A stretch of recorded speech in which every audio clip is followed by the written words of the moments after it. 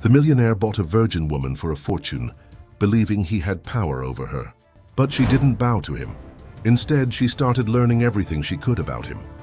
The young woman, quiet and observant, began to turn the tables in her favor, challenging the idea that he owned her. She flipped the script, proving that true strength doesn't come from money, but from silent resistance. If this story caught your attention, don't forget to subscribe to our channel and tell us which city you're watching from. The morning sun cast long shadows across Maxwell Reed's vast estate in the Hamptons. At 40, Maxwell had amassed a fortune that made him untouchable in New York's financial district. His investment firm, Reed Enterprises, controlled shares in everything from pharmaceuticals to media conglomerates. The Wall Street Journal had once called him the man who owned Manhattan, and Maxwell believed it was an understatement. From the balcony of his oceanfront mansion, Maxwell surveyed his domain with cold blue eyes that had unnerved countless business rivals. He adjusted his custom Tom Ford suit and checked his Patek Philippe watch, a morning ritual before he would unleash his power upon the world. Behind him, servants moved like shadows, anticipating his needs before he could express them. "Mr. Reed, your breakfast is ready," said Harriet, his head housekeeper of 15 years. Maxwell didn't acknowledge her. He never did. People were tools to him, nothing more. He walked to his dining room where a perfectly prepared meal awaited. The daily news briefing from his assistant sat beside his plate, detailing new acquisition targets and potential threats to his empire. "The Morrison deal is ready to close, sir," said James Peterson, his chief financial officer, who stood rigidly by the table. "They've accepted our final offer." "Of course they did," Maxwell replied without looking up. "They had no choice." This was how Maxwell lived, in absolute control. He had built his life as meticulously as his business portfolio. Nothing was left to chance. Nothing escaped his influence. His marriages had been strategic alliances, his divorces expensive but necessary business decisions.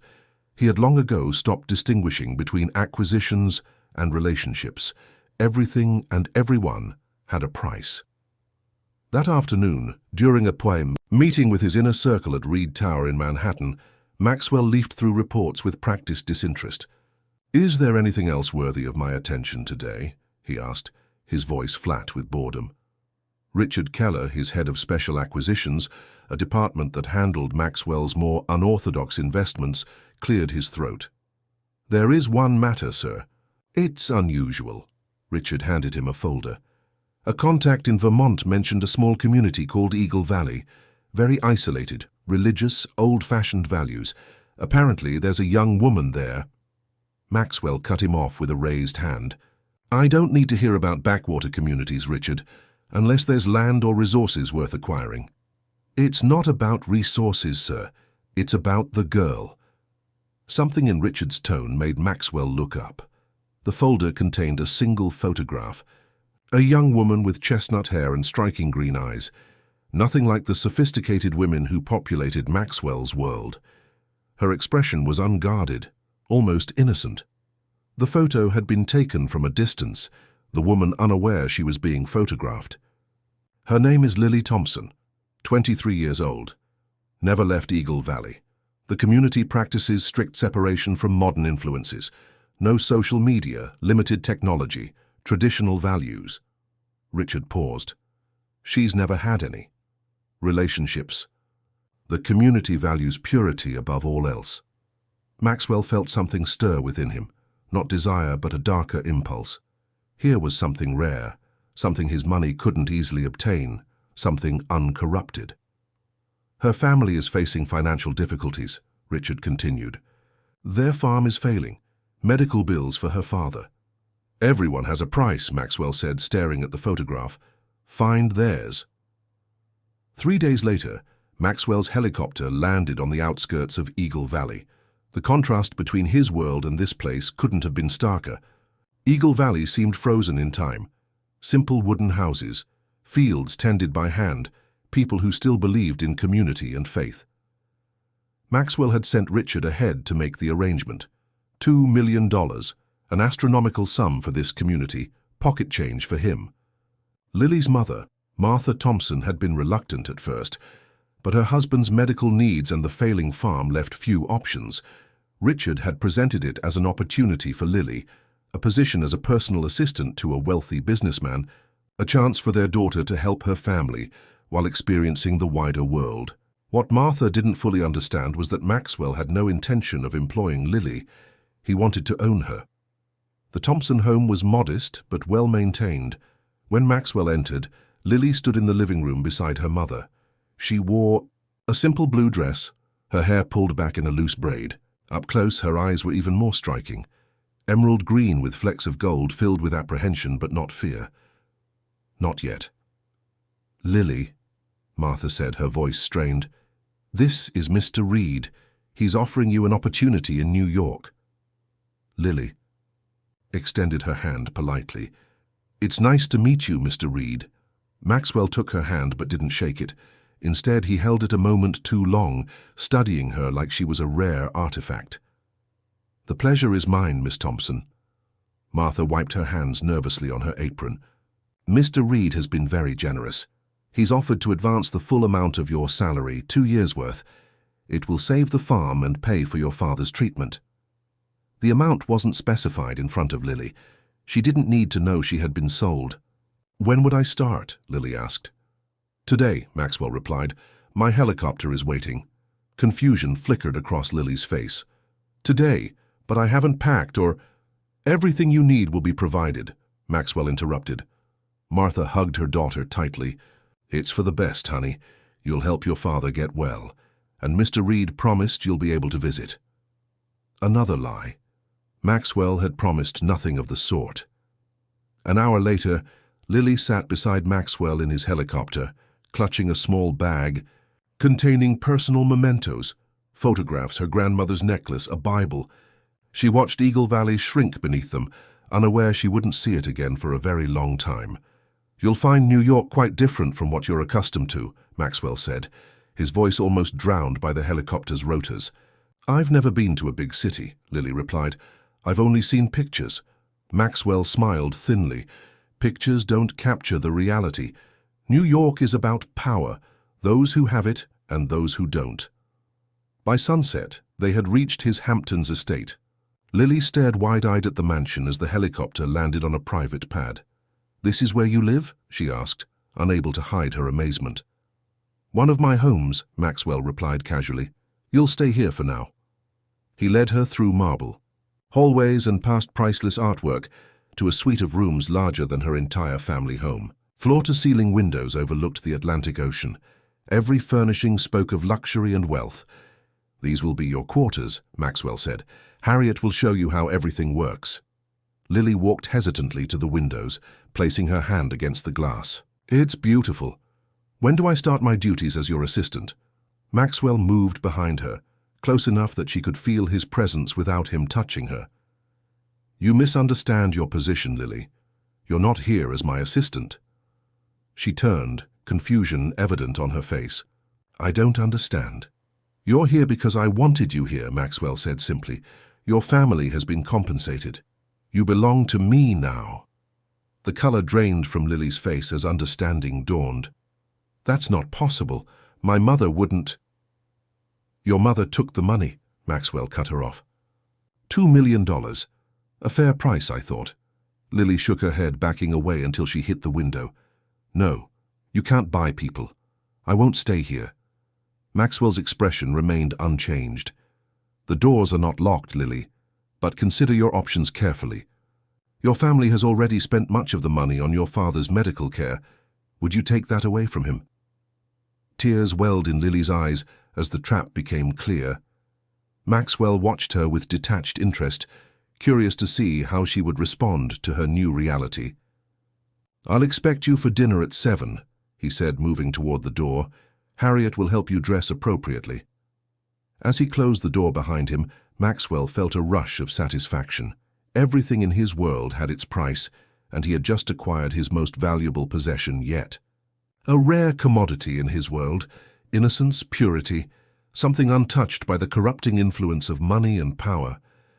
What Maxwell Reed failed to realize was that he had brought into his home the one thing his money couldn't buy, a spirit that wouldn't break under his control. Behind Lily's tears, something else was forming, a resolve that would eventually shake the very foundation of Maxwell's carefully constructed empire. 3 weeks passed like a slow-motion nightmare for Lily. Maxwell's Hamptons mansion, despite its opulence, felt like an elaborate prison. Every morning, she woke to find new designer clothes in her closet, all selected by Maxwell's personal shopper, all in sizes and colors he preferred. The jewelry boxes contained diamonds and sapphires worth more than her family's entire farm. None of it felt like hers. Dinner became a nightly ritual of psychological warfare. Maxwell would watch her across his immense dining table, correcting her etiquette, questioning her thoughts, reshaping her into his ideal possession. "Your posture is improving," he remarked one evening as they dined on Chilean sea bass. "But you still hold your fork incorrectly." Lily set down her silverware, appetite gone. "I'm trying to learn your rules, Mr. Reed." "Maxwell," he corrected. "And they're not my rules, Lily. They're society's rules, the ones that separate people like me from people like your family." His words were designed to remind her of her position, to reinforce the vast difference between their worlds. Every conversation carried the same underlying message. She was there by his will alone. But something unexpected was happening. In trying to mold Lily, Maxwell had begun to reveal himself. Each criticism, each demand, showed her the insecurities behind his facade of control. Maxwell Reed, with all his power, needed constant validation that he was superior. That night, after another tension-filled dinner, Lily stood on her balcony overlooking the ocean. The vastness of the Atlantic reminded her of how small she had become in her own life. Tears streamed down her face, but they were different from the frightened tears of her first days here. These were tears of determination. "I will not be broken," she whispered to the night air. Inside her suite, Lily noticed the book Maxwell had given her, a first-edition Jane Austen that cost more than a car. She hadn't asked for books, but he had decided she should read proper literature. Beside it lay a leather-bound journal, another of his gifts, meant for her to record her thoughts. Lily opened the journal, picked up a pen, and began to write. Not the grateful platitudes Maxwell expected, but observations about him, his routines, his weaknesses, the cracks in his armor of confidence. If she was trapped here, she would make use of her position to understand her captor. The following morning, Harriet entered Lily's room with breakfast. "Mr. Reed has left for the city," the older woman said, her voice carefully neutral. "He'll return Thursday." Lily had noticed that Harriet and the other staff maintained a professional distance. They served Maxwell perfectly, but revealed nothing of themselves, a survival strategy she was beginning to understand. "Thank you, Harriet." Lily hesitated, then added, "Has Mr. Reed always lived alone?" Harriet's expression flickered briefly. "Mr. Reed has been married twice. Both marriages were brief." It was the first personal information anyone had shared about Maxwell. Lily sensed an opportunity. "It must be difficult working in such a large house with so few people," she ventured. Harriet placed the breakfast tray on the table by the window. "The staff has been with Mr. Reed for many years. We understand what's expected of us." "And what does he expect of me, Harriet?" Lily asked directly. The housekeeper finally met her gaze. "Mr. Reed collects beautiful things, Miss Thompson. He expects them to remain as perfect as when he acquired them." With that cryptic statement, Harriet left. But something had shifted between them, a tiny acknowledgement of Lily's predicament. With Maxwell away, Lily began to explore the mansion more boldly. The staff watched but didn't interfere as she wandered through the cavernous rooms filled with artwork and antiquities. In his absence, the house felt less oppressive, allowing her to think more clearly. In Maxwell's study, a room she'd been subtly discouraged from entering, Lily found walls lined with books on psychology and power dynamics. Titles like The Art of Domination and Psychological Control in Business revealed much about the man who had purchased her. She also discovered photographs of Maxwell with prominent politicians and celebrities, always positioned to appear dominant. One shelf held frames containing press clippings, all praising his business acumen and influence. Nothing about family, nothing about love or friendship. Maxwell's study was a shrine to his own power. As Lily was leaving the study, she nearly collided with Daniel, Maxwell's chauffeur. "I'm sorry," she said quickly. "I was just—" "No need to explain to me, Miss Thompson," Daniel replied with an understanding smile. Unlike the other staff, there was something genuine in his manner. "Mr. Reed doesn't forbid anyone from his study. He just assumes no one would dare enter without permission." This insight into Maxwell's mindset intrigued Lily. He seems very confident in his control. Daniel's expression remained carefully neutral, but his eyes conveyed something deeper. Mr. Reed believes money can buy anything, or anyone. The implied critique of her situation wasn't lost on Lily. "Not everything has a price," she replied quietly. "That's something Mr. Reed has yet to learn." Daniel glanced at his watch. "If you need anything while he's away, Miss Thompson, the staff is here to assist you." When Maxwell returned from New York, he brought gifts, expensive perfumes from Paris, a diamond bracelet, designer dresses. Each gift was presented as a reward for her compliance, a golden link in the chain that bound her to him. "I have business associates coming for dinner tomorrow," he informed her as she unwrapped the bracelet. "You'll join us." It wasn't a request. Nothing with Maxwell ever was. "What would you like me to do?" Lily asked, her voice carefully modulated to hide her growing resentment. Maxwell studied her, noting her improved posture, her more sophisticated appearance after weeks in his home. "Just be present. Speak when spoken to. I want them to see my latest acquisition." The word stung, but Lily maintained her composure. "I understand." "Do you?" Maxwell moved closer, his cold, blue eyes searching her face. "Sometimes I wonder what goes on behind those eyes, Lily Thompson." For a fraction of a second, Lily let her guard down, allowing him to glimpse her true feelings. Maxwell stepped back, surprised by the flash of defiance. "Interesting," he murmured. "You're not as simple as I thought." "I never claimed to be simple," Lily replied. Maxwell laughed, genuinely amused. "No, you didn't. Perhaps that's why I find you more intriguing than I expected." The dinner party the following evening brought 5 of Maxwell's closest business associates to the mansion. All men, all powerful in their own right, but clearly deferential to their host. Lily observed their interactions carefully, noting how each man tried to impress Maxwell while hiding their fear of him. She had dressed in one of the gowns Maxwell had provided, a deep emerald that matched her eyes. The staff had arranged her hair in an elegant updo, transforming her from the simple farm girl into someone who could plausibly belong in this world of wealth and power. "Gentlemen, this is Lily Thompson," Maxwell introduced her with proprietary pride. "She's recently joined my household from a small community in Vermont." The men appraised her with varying degrees of appreciation and curiosity. One of them, Charles Blackwood, seemed particularly interested. "Vermont? How charming," Charles said, his smile not reaching his eyes. "And how are you finding life with our friend Reed here?" Before Lily could answer, Maxwell intervened. "Lily is still adjusting to civilization, Charles.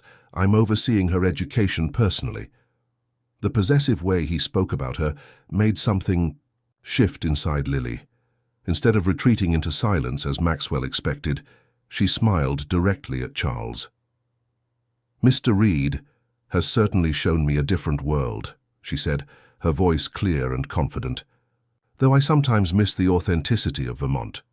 People there may have less, but they own what they have completely." A sudden silence fell over the table. Charles looked delighted at her subtle defiance, while the other men watched Maxwell anxiously for his reaction. Maxwell's expression remained pleasant, but Lily saw the tightening around his eyes. "Authenticity is overrated," he said smoothly. "Power is what matters in this world. Isn't that right, gentlemen?" The conversation moved on, but something had changed. Maxwell kept watching Lily throughout dinner, reassessing her with new wariness. Later, that night after the guests had departed, Maxwell confronted her in the library. "You surprised me tonight," he said, pouring himself a bourbon. "That little performance wasn't what I expected." Lily stood her ground. "I answered a question honestly." "Honesty," Maxwell scoffed. "Another overrated virtue." He approached her slowly. Let me be honest with you, Lily. You're here because I want you here. Your family has been paid. Your opinions, your desires, your past, none of that matters anymore. Instead of cowering, Lily met his gaze directly. You may have bought my presence, Mr. Reed, but you haven't bought me. For a moment, Maxwell looked genuinely surprised. Then he laughed, a cold, calculated sound. Everyone has their price, Lily. Some just take longer to realize it than others. He left her alone in the library, confident in his absolute control. But as Lily watched him leave, she realized something crucial. Maxwell Reed was not as invincible as he believed. His need to dominate revealed a fundamental insecurity. His wealth had built walls around him, but those walls also isolated him. Back in her suite, Lily wrote in her journal, "He believes money can buy anything, even a soul. He doesn't understand that true strength comes from within, not from external power. His greatest weakness is his belief that he has no weaknesses. I will not become what he wants. Instead, I'll learn to use his own power against him." What Maxwell couldn't see was that each attempt to control Lily only strengthened her resolve. In trying to break her spirit, he was inadvertently creating his most formidable opponent, someone who could see through his facade to the lonely, insecure man beneath the empire.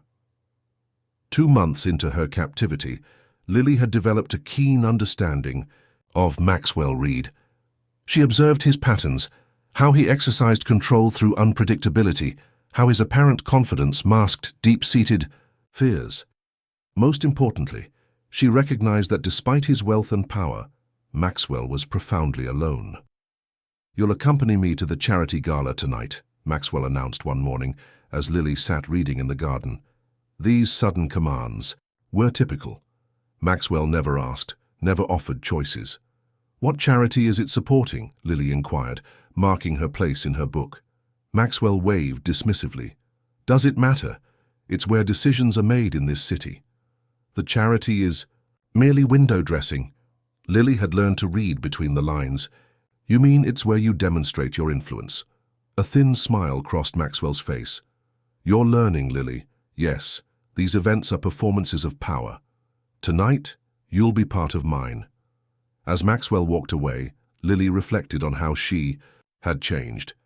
The terrified girl from Eagle Valley was gone, replaced by someone more strategic, more observant. Each day she collected information about Maxwell, about his business, about the people in his orbit. Knowledge, she had discovered, was its own form of power. That evening, Lily descended the mansion's grand staircase in a silver gown that caught the light with every movement. Her hair cascaded in soft waves, and the diamonds at her throat and wrists, gifts from Maxwell, sparkled coldly. She had learned to wear his expensive offerings as armor rather than chains. Maxwell waited, at the bottom of the stairs, his expression shifting from impatience to something like appreciation as he watched her approach. "So you clean up well," he said, his version of a compliment. "Thank you," Lily replied simply, neither flattered nor offended. She had mastered the art of neutral responses that revealed nothing of her true feelings. The gala was held at the Metropolitan Museum of Art, where New York's wealthiest had gathered under the pretense of supporting children's education. Lily observed the social dynamics with fascination, how the rich performed charitable concern while networking for business advantages, how women like her were displayed as living evidence of men's success. "Mr. Reed, how wonderful to see you," gushed a woman in her 50s, dripping in jewels and insecurity. "And who is this lovely young lady?" "Margaret," Maxwell acknowledged with practiced charm. "This is Lily Thompson. Lily, Margaret Whitmore oversees the museum's board of trustees." "It's a pleasure, Mrs. Whitmore," Lily said with perfect politeness, having learned the social choreography required at these events. "Oh, call me Margaret, dear." The older woman's eyes assessed Lily with barely concealed curiosity. "How did you and Maxwell meet? I don't believe I've seen you at previous functions." Before Lily could respond, Maxwell placed a possessive hand at the small of her back. "Lily comes from more authentic beginnings. I discovered her in Vermont." "How quaint," Margaret replied with a smile that didn't reach her eyes. You always did have an eye for unique acquisitions, Maxwell. As the evening progressed, Lily was introduced to dozens of powerful figures, politicians, CEOs, celebrities, all part of Maxwell's carefully cultivated network. She smiled and spoke when appropriate, but her mind constantly catalogued information.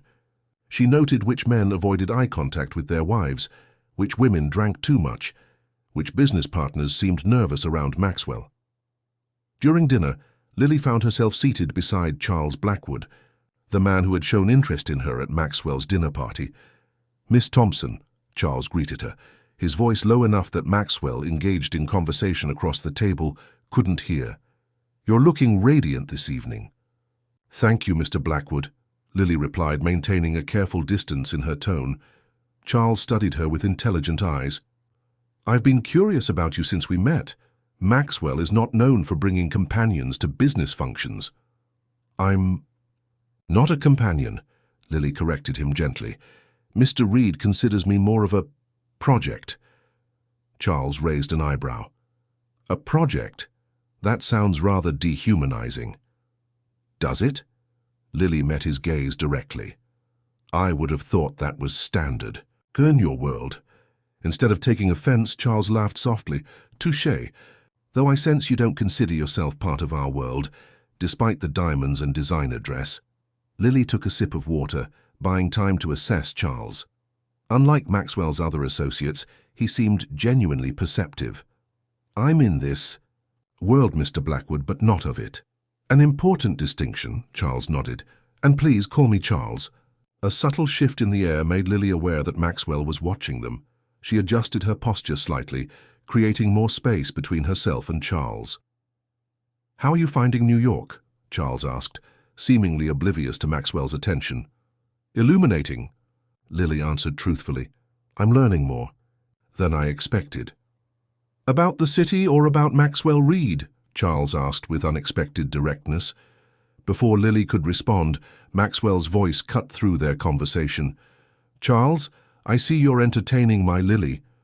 His emphasis on the possessive made Lily's skin crawl. "She's entertaining me, actually," Charles replied smoothly. "You found yourself a remarkable young woman, Maxwell." Maxwell's smile didn't reach his eyes. "Yes, I have exceptional taste in all my acquisitions." The word hung in the air between them. Acquisitions, reducing Lily to the status of the artwork on the museum walls.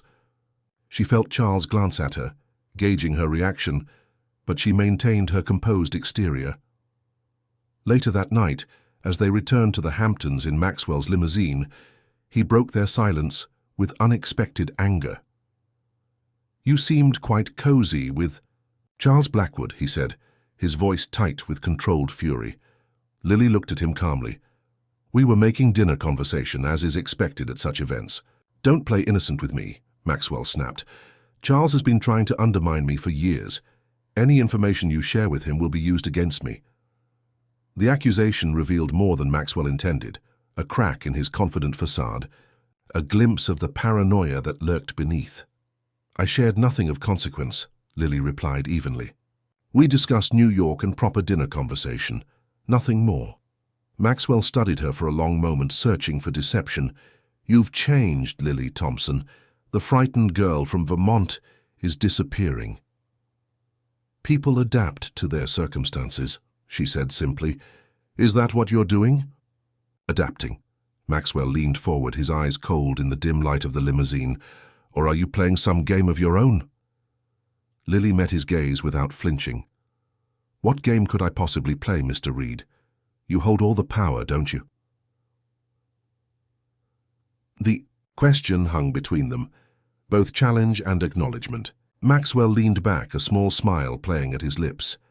"Just remember who brought you here," he said finally, "and who can send you back." The threat was clear, but it no longer frightened Lily as it once might have. She had learned that Maxwell's threats revealed his fears, in this case the fear that she was slipping from his control. When they arrived at the mansion, Maxwell retired to his study, leaving Lily alone with her thoughts. Instead of returning to her suite, she made her way to the kitchen where she found Harriet preparing tea. "Couldn't sleep, Miss Thompson?" the housekeeper asked, her tone more familiar than it had been weeks earlier. My mind is too active tonight, Lily admitted, accepting the cup of chamomile tea Harriet offered. Over the past months, she had cultivated a careful friendship with the older woman, built on small confidences and mutual respect. The gala must have been overwhelming, Harriet said, sitting across from Lily at the kitchen island, a breach of professional boundaries that showed how their relationship had evolved. Not the gala itself, Lily replied, more what it represented. All those powerful people pretending to care about charity while making business deals. Harriet nodded knowingly. That's how their world operates. Everything is a transaction. Including people? Lily asked quietly. The housekeeper's eyes softened with understanding. Mr. Reed has always believed that enough money can buy anything, or anyone. Has he always been this way? Lily ventured, seeking insights into the man who controlled her life. Harriet considered the question carefully. Not always, no. There was a time when he was different, before his father died and left him the company. This was new information. What was he like then? Ambitious but not cruel, Harriet said, her voice distant with memory. His father was a hard man. Nothing Maxwell did was ever good enough. When he inherited everything, it was like he became determined to prove his power in ways his father never could. Lily absorbed this insight, adding it to her understanding of Maxwell. So his need for control comes from feeling powerless as a child. Harriet looked at her with newfound respect. You see more than most, Miss Thompson. I've had time to observe, Lily said with a slight smile.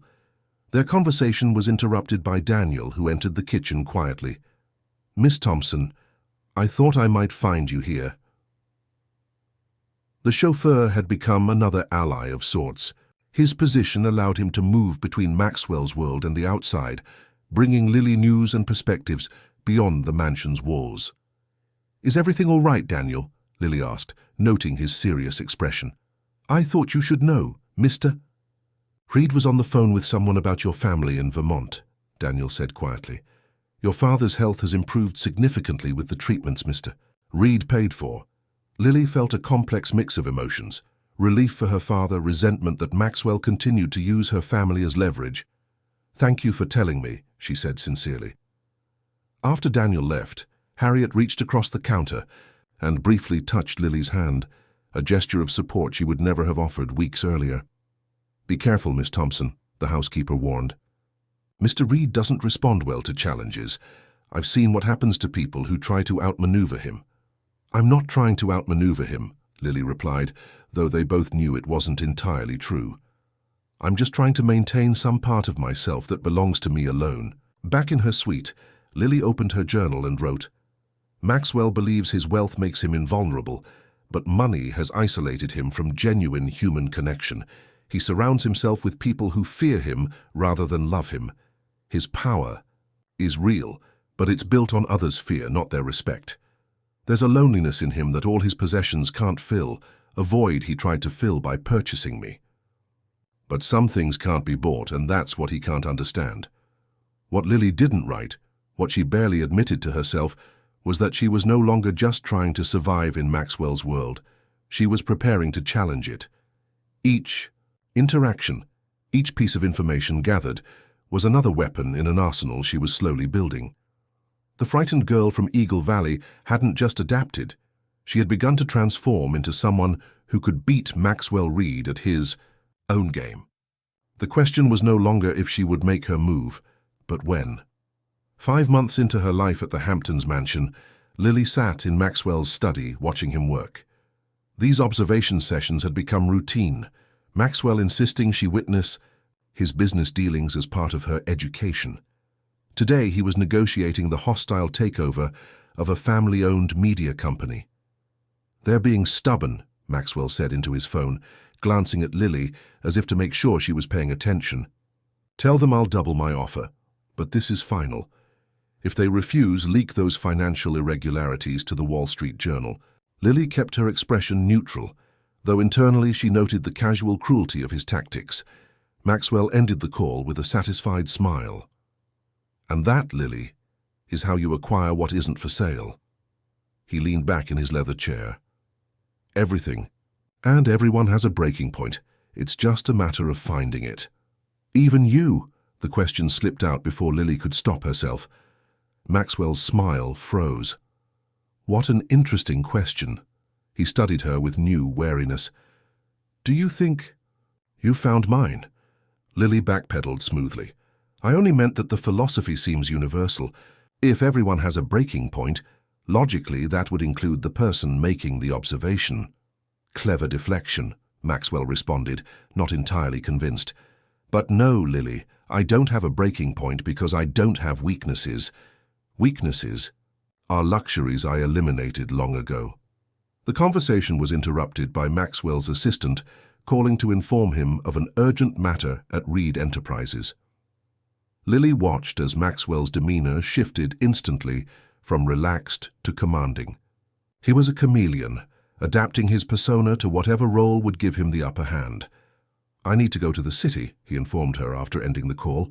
There's an issue that requires my personal attention. Of course, Lily replied, rising, to leave the study. Maxwell caught her arm, his grip firm but not painful. You've been with me for months now, Lily. You've seen how I operate, how this world works. His eyes searched hers. Are you still fighting against it? Or have you accepted your place? Lily met his gaze steadily.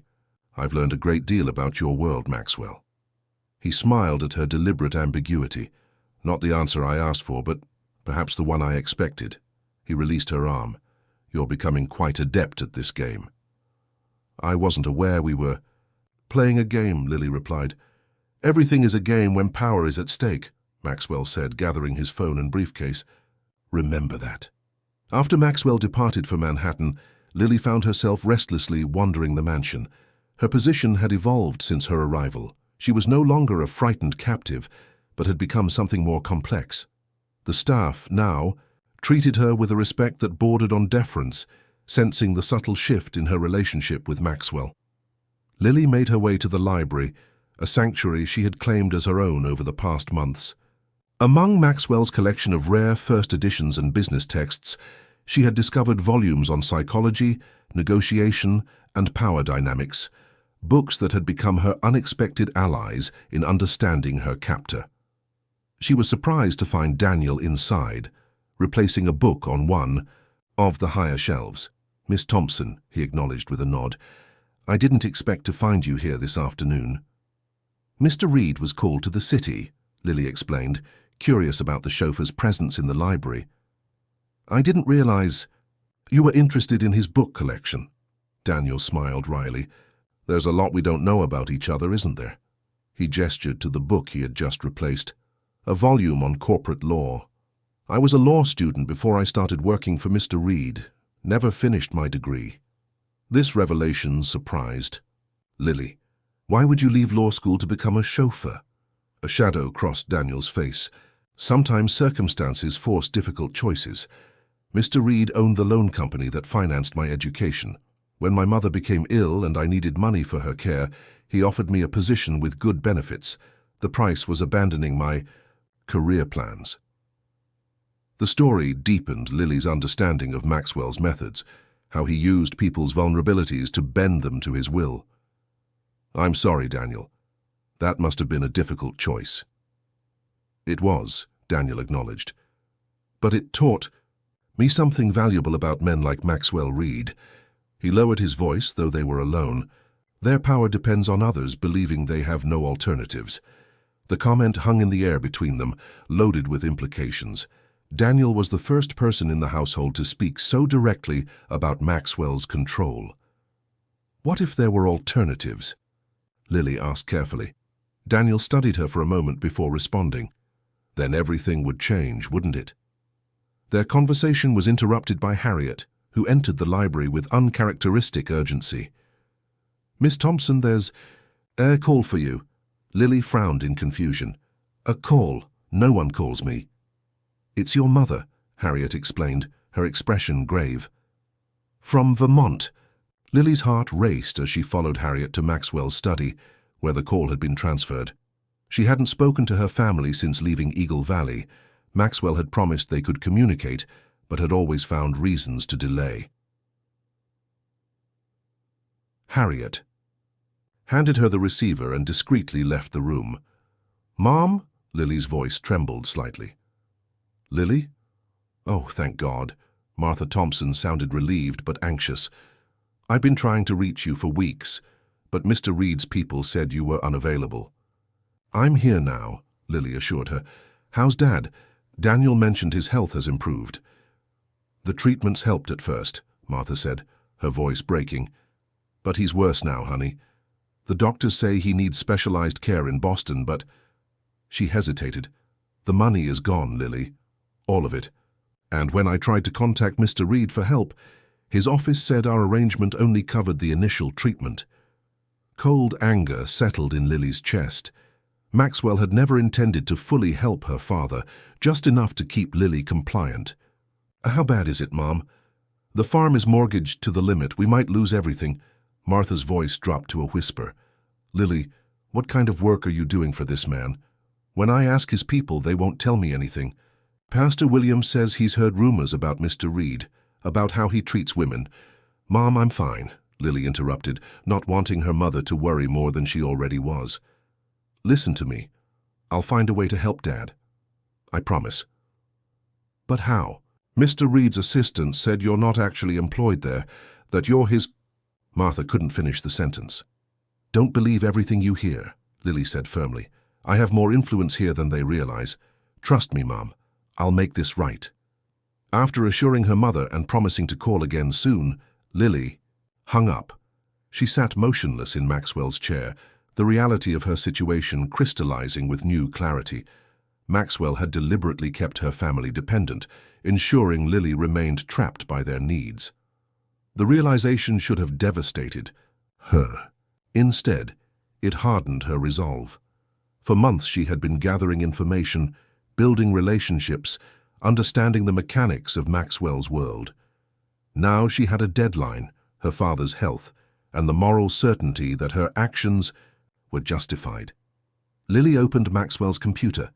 During her months of observation, she had discreetly noted his password when he thought she wasn't paying attention. She navigated to his financial records, methodically documenting account numbers, balances, and transaction histories. Next, she accessed his email, searching for communications about her family and finding evidence of his deliberate manipulation, instructions to his staff to limit information, to create the illusion of ongoing support while actually providing none. She photographed key documents using a small camera she had purchased through Harriet, who had become an increasingly willing accomplice as she witnessed Maxwell's treatment of Lily. When Daniel returned to the study to check on her, Lily had already composed herself. "My father's condition has worsened," she informed him calmly, "and it seems Mr. Reed has no intention of helping further." Daniel nodded, grimly. "I suspected as much. He's not known for his generosity without strings attached." "I need to help my family," Lily said, meeting Daniel's eyes directly. "And to do that, I need leverage."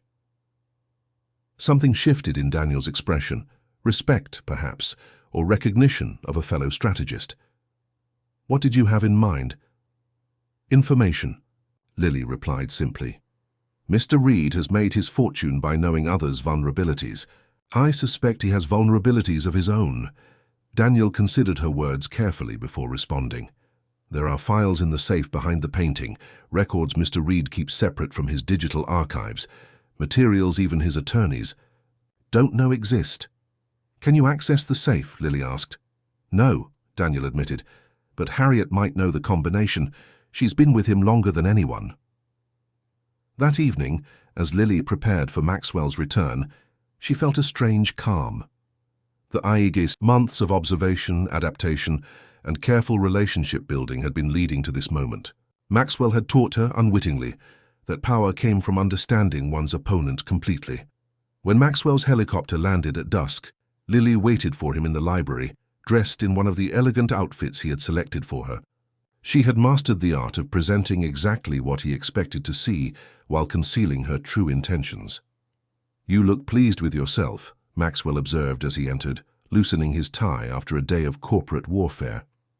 "Did you miss me?" "I had an interesting day," Lily replied truthfully. "How was yours?" Maxwell poured himself a scotch, relaxing into the performance of domestic normalcy they had established. Profitable, the media company capitulated once. We exposed their financial issues. Congratulations, Lily said, watching him savor his victory. You always get what you want, don't you? Almost always, Maxwell corrected, his eyes lingering on her. Some acquisitions require more time to fully appreciate their value. The double meaning wasn't lost on Lily. And what is my value to you, Maxwell? He seemed surprised by her directness. You're unique, Lily, uncorrupted by the world I inhabit, or at least you were. He studied her over the rim of his glass. Now you're becoming something even more interesting, a blend of that innocence and something sharper, something more like me. I'm nothing like you, Lily said quietly. Maxwell smiled indulgently. We're more alike than you care to admit. I've seen how you observe everything, how you've learned to navigate this world. You're adapting, evolving into someone who could thrive here. Or perhaps I'm just surviving, Lily countered. For now, Maxwell conceded. But soon you'll have to decide what you truly want, Lily Thompson, to return to your simple life in Vermont, or to embrace the power I'm offering you. The question hung between them, a challenge and a test. Lily recognized it as a crucial moment in their psychological battle. Maxwell was offering a partnership of sorts, but one where he would always hold the upper hand. That's an interesting proposition, she replied carefully. What exactly are you offering? Maxwell set down his glass and approached her, his expression unreadable. A choice: continue as you are, a beautiful possession in my collection, or become something more. I could teach you, Lily, show you how to wield real influence in this world. At what price? Lily asked, maintaining her composure despite his proximity. Your complete loyalty, Maxwell answered without hesitation. No more resistance, no more hidden thoughts behind those green eyes. Lily allowed herself a small smile. You want me to surrender completely. I want you to recognize the opportunity before you, Maxwell corrected. Few people get the chance to learn from someone in my position.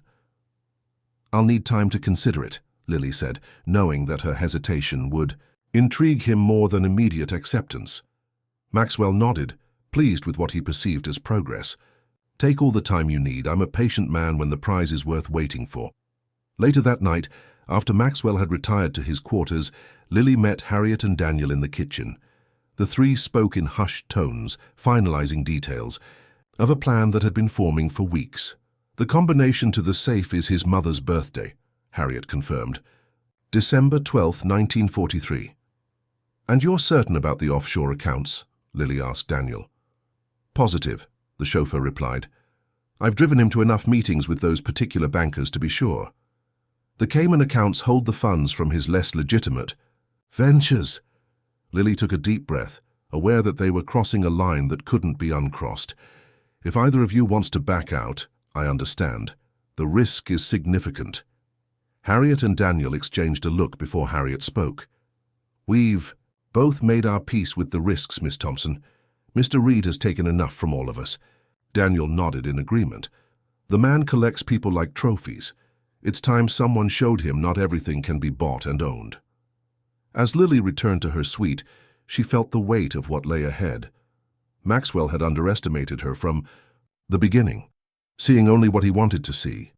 A naive country girl he could mold into his perfect possession. He couldn't conceive that she might be reshaping herself into something far more dangerous, his equal in strategy and his superior in determination.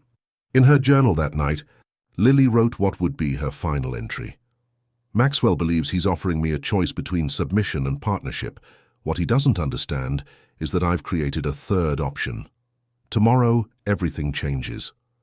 He taught me that power isn't just about money or connections. It's about knowing your opponent's vulnerabilities and being willing to exploit them. Maxwell Reed is about to learn that some things truly can't be bought and some people can't be broken. The following day would mark 6 months since Lily had been brought to the Hamptons mansion. 6 months of observation, adaptation, and quiet resistance. Now the time for waiting was over. Maxwell Reed had shaped her into a weapon never imagining she would turn that weapon against him. A brilliant summer sunrise bathed Maxwell Reed's Hamptons estate in golden light. From her balcony, Lily watched the ocean ripple with gentle waves, wondering if this would be the last time she would see this view. The serenity of the moment belied the tension coiling within her. Today, everything would change. 6 months. To the day since she had arrived, Lily had transformed from a frightened acquisition into a formidable opponent. The naive girl from Eagle Valley was gone. In her place stood a woman who had learned to navigate the treacherous waters of power and manipulation. After breakfast, Maxwell summoned her to his study. Lily arrived wearing a simple white dress, a deliberate choice that echoed the innocence Maxwell had initially sought to possess. "Good morning, Lily," Maxwell greeted her, his confidence as impenetrable as ever. "Have you considered my proposition?" Lily took the seat across from his desk, her posture relaxed yet dignified. "I have, Maxwell, at length." "And?" His eyes gleamed with anticipated victory. "I find myself at a crossroads," Lily said carefully. "Your offer is compelling in many ways." Maxwell leaned forward, pleased by her apparent capitulation. "I knew you would see the wisdom in it eventually. You're too intelligent to cling to outdated notions of morality when there's so much to be gained." "Before I give you my answer," Lily continued, "I'd like to discuss my family." A flicker of impatience crossed Maxwell's face. "What about them?" "They've been compensated generously." "My father's condition has worsened," Lily stated, watching his reaction closely. "He needs specialized treatment in Boston." Maxwell waved dismissively. "I'll have my people look into it." "The same people who've been ignoring my mother's calls?" Lily asked, her voice still level. "The same ones who told her that your financial obligation ended with the initial treatment?" The slight narrowing of Maxwell's eyes confirmed what Lily already knew. He had deliberately kept her family in need as leverage over her. "I see you've been making unauthorized calls," Maxwell remarked coldly. "I spoke to my mother yesterday," Lily confirmed. "It was enlightening to learn how your organization has been handling her requests for help." Maxwell's expression hardened. "Your family received $2 million, an amount that should have covered any medical expenses with plenty to spare. If they've mismanaged those funds, that's hardly my concern." "Mismanaged?" Lily repeated with quiet incredulity. "My father needed experimental treatments not covered by insurance. The money is gone because he's fighting for his life. This is exactly why I avoid emotional entanglements," Maxwell said dismissively. "They cloud judgment and create unnecessary complications." Lily allowed a small smile to form. "Is that why you maintain offshore accounts in the Caymans? To avoid complications?" The words landed like a physical blow. Maxwell's composure slipped, revealing genuine shock before he could mask it. "What did you just say?" "Your Cayman accounts," Lily repeated calmly. "The ones where you hide the proceeds from your less legitimate business ventures, the ones your shareholders and the SEC don't know about." Maxwell's shock transformed into cold fury. "You've been going through my files." "I've been learning from you, Maxwell," Lily corrected. "You taught me that information is power, that everyone has vulnerabilities waiting to be exploited." He stood abruptly, looming over her. "You have no idea what you're playing with, Lily. Whatever you think you know." "I know enough," Lily interrupted, refusing to be intimidated. "I know about the shell companies, the manipulation of stock prices, the bribes to regulatory officials. I have documents, Maxwell, copies, secured where you can't reach them." Maxwell circled his desk slowly, like a predator assessing its prey. "So this is blackmail? I didn't think you had it in you." "Not blackmail," Lily replied, rising to meet his gaze. "Negotiation. You understand the concept well." A strange look crossed Maxwell's face, a mixture of anger and something that might have been respect. "What do you want?" "First, $10 million transferred to my family, in a properly structured trust that ensures my father receives the medical care he needs for as long as he needs it." Maxwell laughed coldly. $10 million? Your ambition has grown during your time here. Second, Lily continued as if he hadn't spoken. Similar trusts established for Harriet, Daniel, and the rest of your household staff. Compensation for years of loyal service under difficult conditions. Maxwell's expression darkened further. They've been involved in this. Conspiracy. They've been witnesses to how you treat people as possessions, Lily corrected, and they've chosen to stand with someone who sees them as human beings rather than tools. You're overplaying your hand, Maxwell warned. Whatever evidence you think you have is comprehensive, Lily finished for him, and in the hands of Charles Blackwood's attorneys. The mention of Charles struck a nerve. Maxwell's face contorted with rage. Blackwood, you've been working with Charles Blackwood behind my back? He proved to be an interested party when approached with evidence of your financial improprieties, Lily said, particularly those affecting companies he has stakes in. Maxwell's mind was visibly racing, calculating angles and potential escapes. Lily had anticipated this. His tactical genius wouldn't be neutralized easily. Even if what you say is true, Maxwell said finally, his voice deadly calm, you've overlooked something critical. Your own complicity. You've been living in my home, accepting my gifts, attending events as my companion. How do you think that would look to investigators, to the press? Lily had prepared for this counterattack. I've considered that. In fact, I've documented my experience thoroughly. From the moment you paid my family for me, to the ways you've restricted my freedom and contact with the outside world. Charles's attorneys believe it makes a compelling human trafficking case. Maxwell paled slightly, but regrouped quickly. It would be your word against mine, and I have considerably more influence. It's not just my word, Lily replied. It's Harriet's testimony about how I was brought here. Daniel's records of being instructed never to let me leave unescorted. The statements from your own staff about my restricted phone access and monitored communications. She paused. And then there's your cousin Thomas. The mention of Thomas Reed, Maxwell's estranged cousin who had left the family business after a bitter dispute, visibly shook him. Thomas has been quite forthcoming about your family's business practices, Lily continued. Apparently he's been waiting years for an opportunity to set the record straight. Maxwell turned away, facing the window that overlooked his manicured grounds. For several minutes he said nothing. When he finally spoke, his voice had lost its commanding edge. You've been planning this for months. I've been learning from you for months, Lily corrected gently. You showed me how power works, how vulnerabilities can be leveraged, how information is the true currency of control. Maxwell turned back to her, his expression unreadable. What happens if I refuse your terms? Then tomorrow morning, the SEC, the FBI, and the New York Times will receive detailed documentation of your financial crimes, Lily stated simply. Charles has already prepared a statement about how an internal audit at his company uncovered irregularities that led back to Reed Enterprises. The silence that stretched between them was electric with tension. Maxwell Reed, the man who had built an empire on control and intimidation, was experiencing something entirely new, the loss of control. I underestimated you, he finally admitted. You saw what you wanted to see, Lily replied. A simple girl from Vermont, someone you could possess and control. And what do you see when you look at me, Lily Thompson? Maxwell asked, genuine curiosity in his voice. Lily considered the question carefully. I see a man who built walls so high to protect himself that he became imprisoned by them. Someone who confuses possession with connection, control with respect. Maxwell's laugh held no humor. Amateur psychology now. Observation, Lily corrected. You taught me to watch for weaknesses. Yours was believing that money could buy everything of value. Moving to his desk, Maxwell pressed the intercom.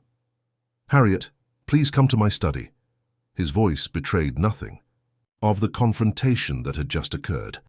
Moments later, Harriet entered, her professional demeanor intact, though her eyes darted nervously between Maxwell and Lily.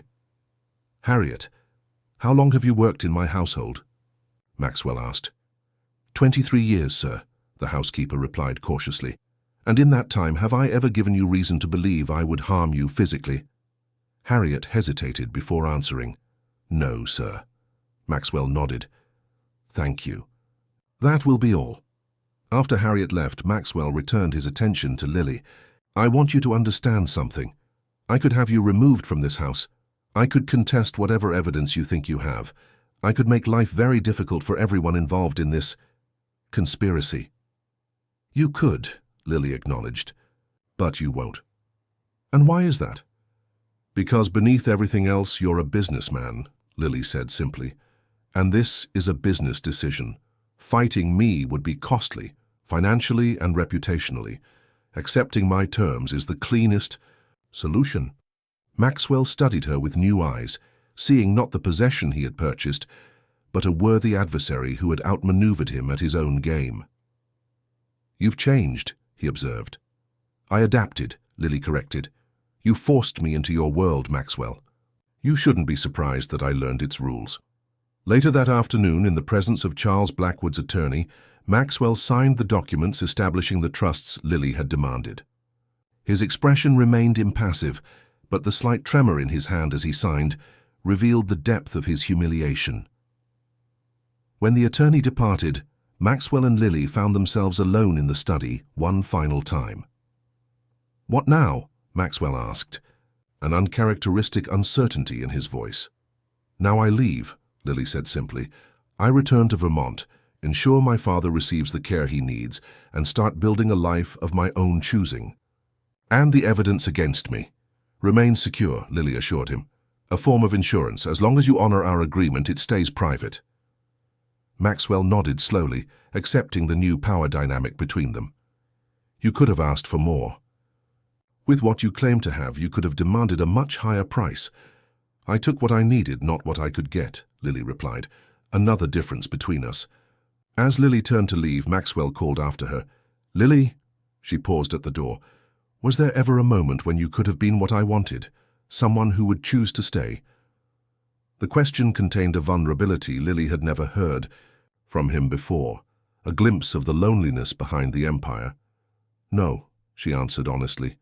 "You wanted to own me, Maxwell, and some things can't be purchased." The following morning, as dawn broke over the Atlantic, Lily stood in the driveway of the Hamptons estate with a single suitcase. Daniel waited beside the car that would take her to the airport, while Harriet and several other staff members gathered to say goodbye. "Are you sure about this?" Harriet asked quietly. "You could stay in New York. With your intelligence and what you've learned, you could build something significant here." Lily shook her head. "This world isn't for me, Harriet. I've learned its rules, but I don't want to live by them." From an upstairs window, Maxwell Reed watched Lily's departure. Their eyes met briefly across the distance, acknowledgement passing, between adversaries who had measured each other completely. No words were necessary. Everything had been said. As the car pulled away, Lily felt the weight of the past 6 months lifting.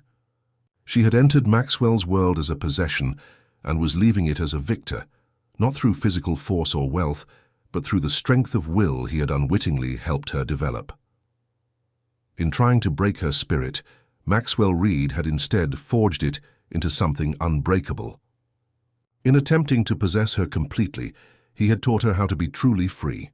3 months later, Lily sat on the porch of her family's farmhouse in Eagle Valley, watching the Vermont sunset paint the mountains in shades of gold and purple. Her father, now receiving the best medical care available, sat beside her, his condition steadily improving. The farm itself was flourishing under new management, with modern equipment and sustainable practices funded by the trust Maxwell had been forced to establish. Lily had used her portion to start a foundation, helping rural communities navigate predatory financial practices, turning her experience into a force for positive change. Occasionally, she saw Maxwell's name in the business news. Reed Enterprises continued to thrive, though rumors persisted of a changed man at its helm. Some articles suggested Maxwell Reed had developed an unexpected conscience, implementing ethical business practices and establishing a corporate foundation, supporting victims of domestic trafficking. Lily never contacted him again, and he never attempted to reach her.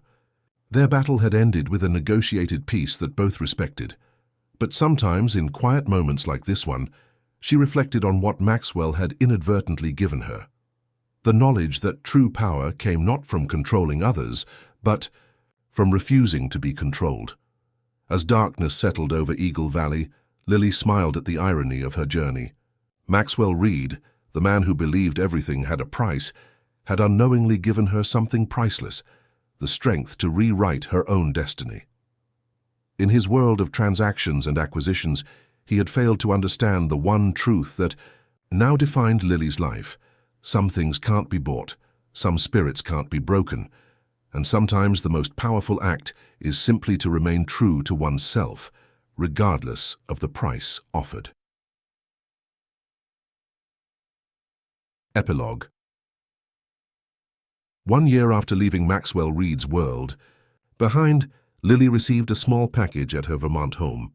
Inside was a first-edition copy of Jane Eyre and a brief note in Maxwell's distinctive handwriting. Some stories remind us that strength often comes from the most unexpected places. Mr. Lily placed the book on her shelf without responding. Some chapters of life were better left closed. As she walked through her garden that evening, Lily reflected on her journey from innocence to wisdom, from captivity to freedom.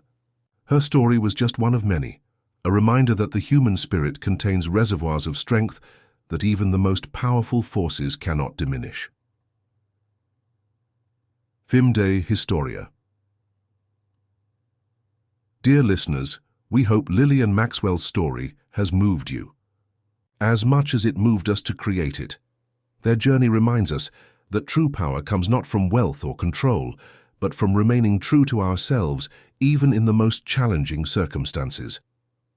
If you've enjoyed this tale of resilience and transformation, please subscribe to our channel for new stories each week that explore the complexity and beauty of human experience. Tap the like button if you believe, like Lily, that some things in life truly can't be bought. We've created a special playlist featuring similar stories of triumph over adversity that you can find by clicking the link to your left. What was your favorite moment in Lily's journey? Was it when she first stood up to Maxwell, or perhaps the final confrontation in his study? Share your thoughts in the comments below. Your perspective might shine light on aspects of the story others haven't considered. Remember, every story we tell is meant to remind us of our shared humanity and the strength